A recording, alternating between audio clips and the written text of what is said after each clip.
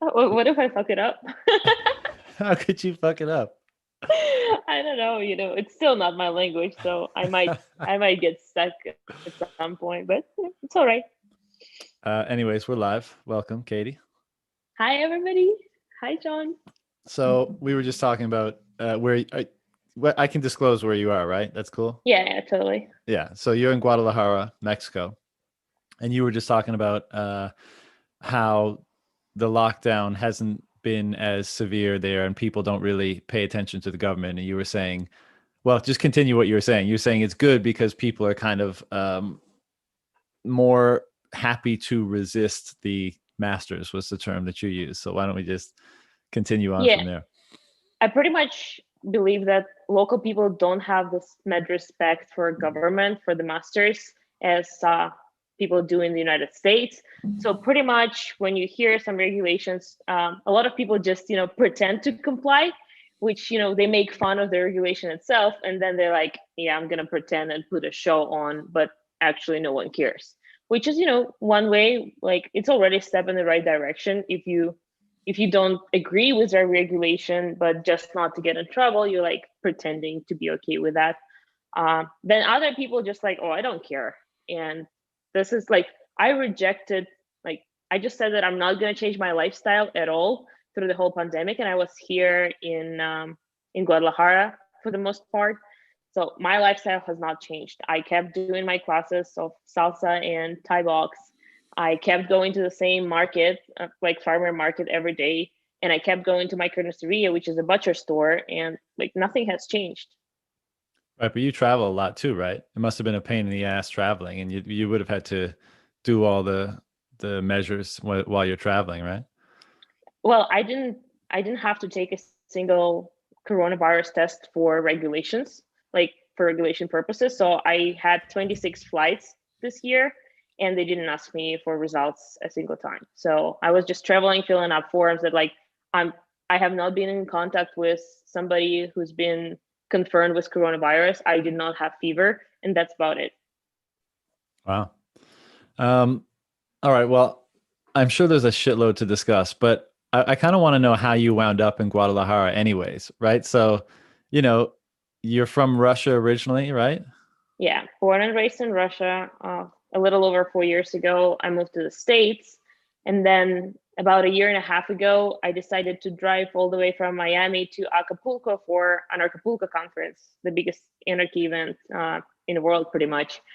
I stayed in Acapulco for like a month. And then on my way back, I was driving through Guadalajara. I was actually considering moving to Los Angeles, and that's where I was going. But I just stopped by in Guadalajara, and like my first night here, I was like, damn, this is the first city that I actually want to stay for longer, because I've been traveling for 3 years now, nonstop pretty much. So I just felt like it was amazing, and through the last year and a half, I just built my perfect routine here. I found everything I was looking for in the city, and I'm here most of the time now. Probably like 40-50% of the year I'm here. What was it about Guadalajara that you like so much that made you want to stay?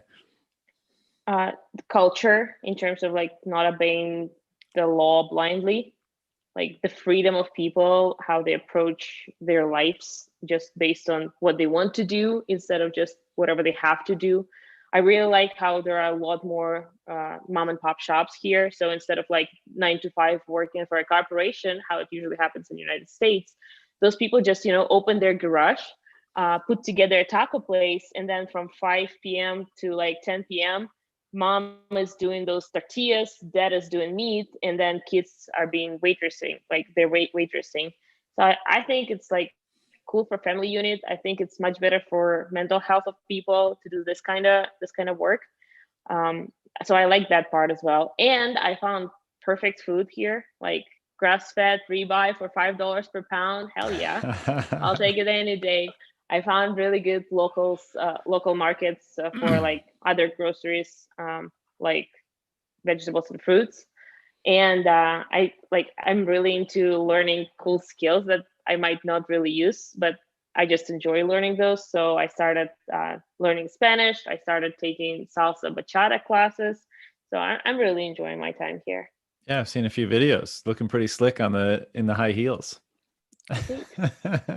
um, so how does so take me through a bit of background, right? So you said you were born and raised in Russia, moved to the States 4 years ago, went down to Anarchapulco because it's the world's largest anarchy conference. Like, how did a girl from Russia who later moved to the States get instilled with these philosophies, let's say, of ideas like anarchy? And we'll unpack what that means to you in a bit. But just like, how did you go? How did you go from quote unquote normal girl in Russia to driving to the biggest anarchy conference in the world, and then obviously get involved in Bitcoin and all the related stuff? Like, what is it about your upbringing that caused you to go that way? Pretty much nothing about my upbringing was normal. Like I went to school probably 4 months out of a year because at the age of 11, I got into a national team and I was just traveling with the team all over the place. I lived at home for like 6 months out of a year. So since the age of like 10, 11, I was quite responsible and, somewhat sovereign from my parents because I didn't have them around. I wasn't home. I was always traveling. So I had to figure out how to live my life, you know, It was less sailing, reliable right? on my parents. Yeah, I Yeah. was a professional sailor.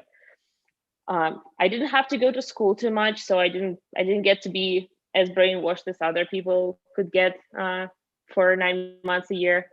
And I don't know, my parents are pretty open-minded. I feel like they gave me all the freedom I could ask for, and maybe even more. And that kind of gave me opportunity to question things, to ask things.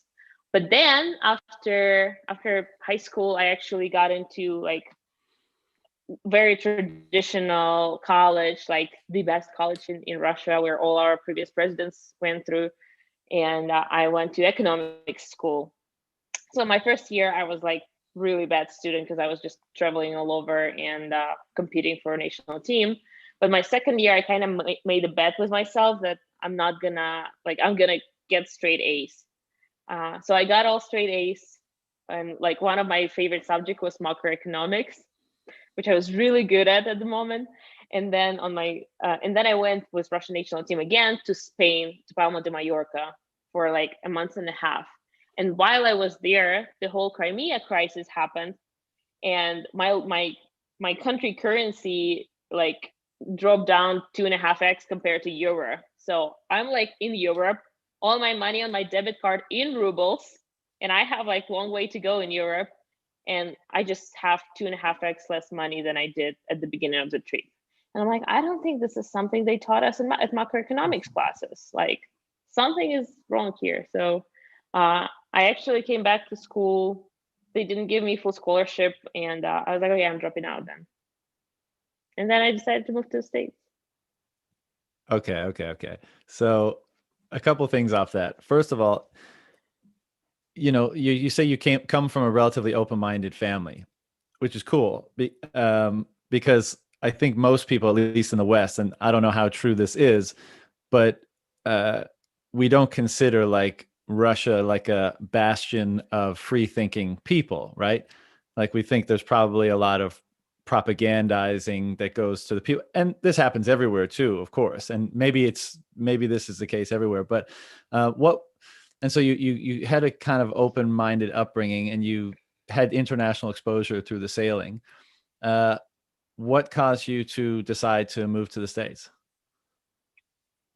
It was pretty much Googling. I was like, when I realized at my university, even so I got all straight A's and won national championship for my university, and they didn't give me any scholarship, any financial support. I was like, I'm just gonna Google if there's any, scholarship for professional athletes.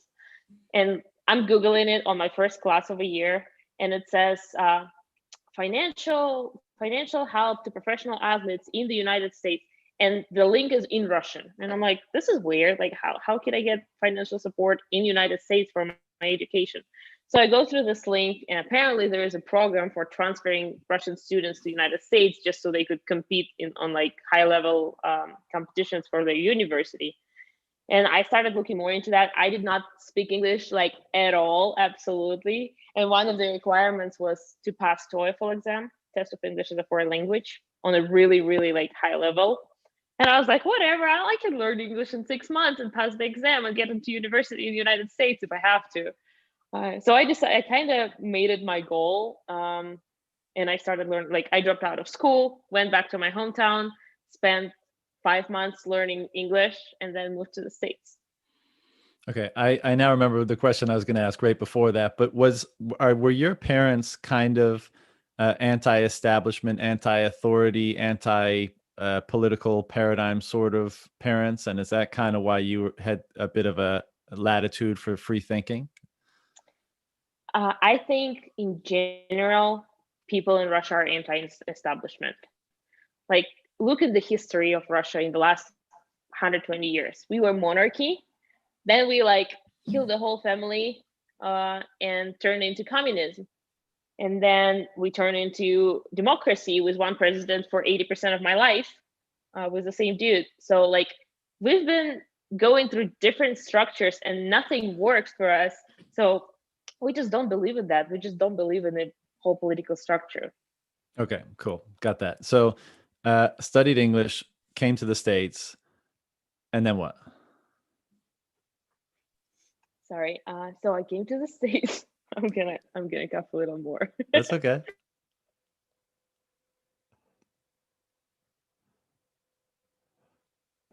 A lot of cold brew. So I came to the States, passed my exam on a pretty good level, and then I kind of looked into immigration policy here, and I realized like if I go through university, it's gonna be like such a big problem. The whole bureaucracy behind immigration is like absolutely crazy, terrible process. So then I realized that as a professional athlete, they might want me to compete for America, and I can get this green card for people with extraordinary ability. Which at the moment I was in Russian national team, number one in the team. I was in top 20 world ranking. So I just applied for a green card for people with extraordinary ability, as they say, and got my green card. Oh shit. So I didn't have to go to university anymore. I was already like not really into school. I never was into school. So I just decided, to get into to find my own way pretty much. And what did that entail? Well, that's where I'm at right now. I sell passports, do some magic internet money, enjoy my life all over the place. Okay, hold on. So you got your green card, you came in, English is a bit choppy, but it's good enough. First, by that time, I know we already went over that you kind of grew up in an open-minded household, but had you been developing philosophies of anarchy and anti-state solutions to a variety of things at that time? And if so, where did those philosophies come from? Like, did you get exposure to people or books and stuff? And when you got your green card, like, what was step one? How did you find your way? That's too ambiguous. I need details, Katie. All right. Trying to figure out what details I'm okay with telling. So when I was born, my dad was a prosecutor of my hometown. Was a prosecutor. And he quit the same year. Yes. So he kind of, realized that system is not what he thought it was. And it was just the year I was born. So he quit, and ever since they were entrepreneurs, both my mom and my dad. So they always they were always in some kind of lawsuits with local governments, with city hall and all this stuff. So I already had this I did not like governments. Like I did not like the way they work. I knew they were inefficient and all this stuff, and a lot of things are unfair in the world, but I just didn't have answers yet. And once I learned English, I realized, that if I didn't learn English, I would be so much more lost at this point. I would not be able to answer all those questions for myself, because I just found so much good literature on like anarchy, on Bitcoin. Like I would not be able to get into Bitcoin at the time I did, just because there was no content in Russian. Like all the content in Russian is still about coins. Like, there's very few books that translated, like good kind of quality translation. So I moved to the States, and I just started discovering answers to all my questions, and that's what led me here. Okay. And I don't want to pry too much, because I know certain aspects are probably you want to keep private. So take me to kind of the Bitcoin rabbit hole story. you know, what you landed in this, or was it prior to coming to the States or afterwards? It was after, yeah. I did not discover Bitcoin. I remember somebody in my university asked one of my professors about Bitcoin, and I just totally skipped it. Like I did Yeah, not sure. listen to the answer even.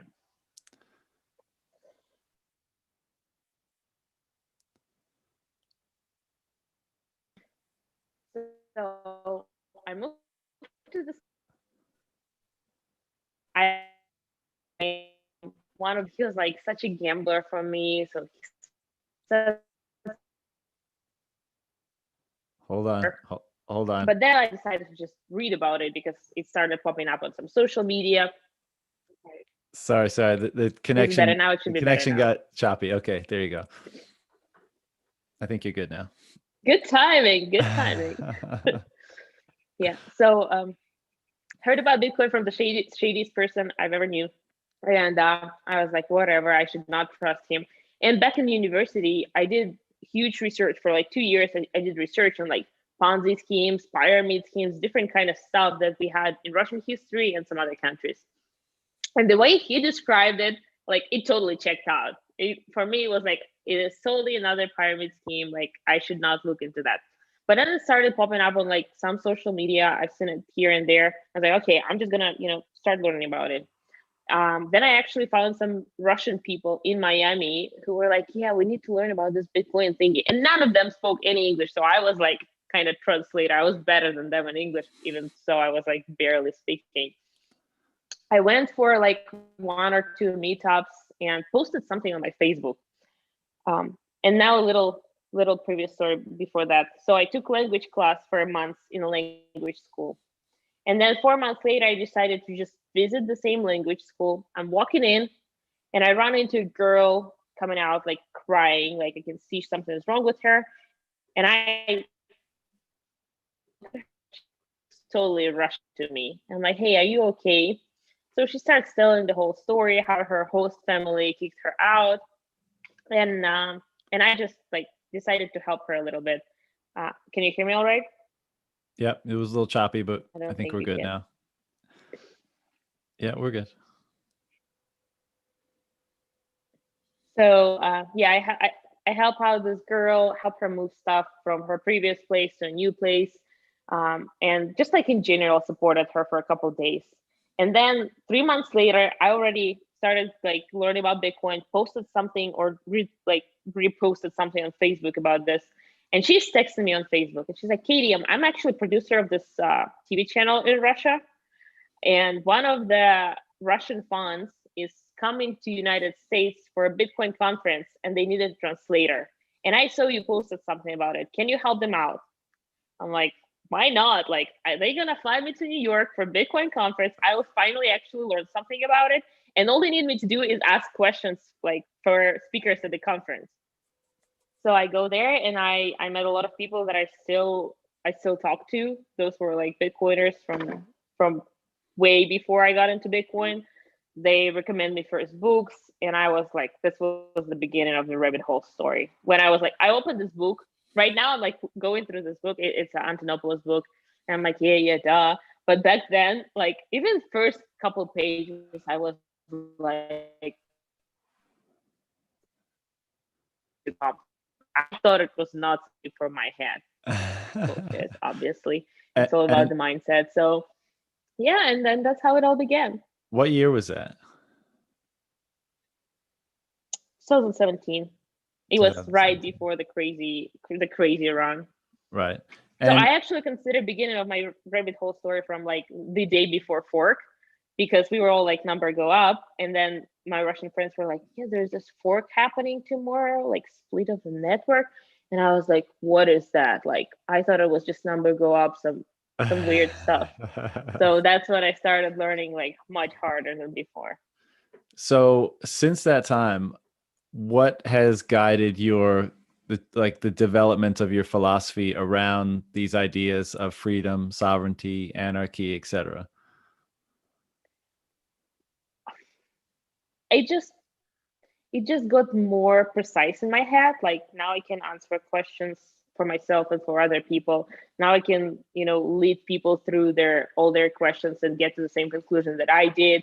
So it just got aligned. But I think I had this mindset since way before I was an adult, even like through teenage years. I was already looking into self sovereignty, and I didn't know why, but I was always looking into those like survivalist skills. Like I started shooting, building stuff, working like sailing, working on wood. Like I was pretty good at like fixing wooden boats before I was 10, and those are all pretty sovereign skills. Then like I started weightlifting at the age of 16, and then I started Muay Thai at the age of 17. So like before I was an adult and knew why I need all those skills for, I already kind of intuitively started, learning all them and looking into them. I was just, curious, I guess, naturally curious about all those things. Yeah, that's super interesting. And I like that. I share a lot of those kind of similarities. And I think a lot of us probably do, because I think we had that kind of sense or like inkling of we want to be independent. We want to be free. And what kind of skills and mindsets and things do we have to learn in order to facilitate that? And what's so interesting about Bitcoin is I feel like it's almost this thing that brought all those things together, like connected them all together and gave it like an actual force. Whereas before you just knew in the back of your mind, like, no, this is important. I've got to develop this skill. I've got to develop this aspect of myself because I don't know why, but I'm going to need that to be developed in the future. And Bitcoin just seems to have like those glasses that just made it all become clear, that and that brought it all together. And I think that's part of the reason why we see, some people were everyone's at different stages when they come into Bitcoin, right?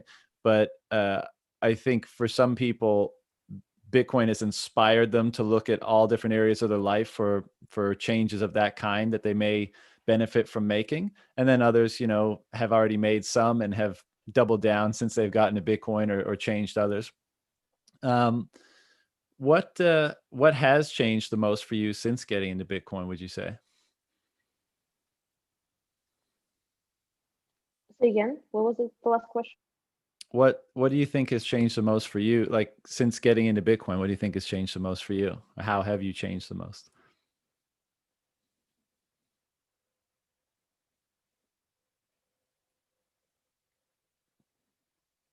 You are frozen.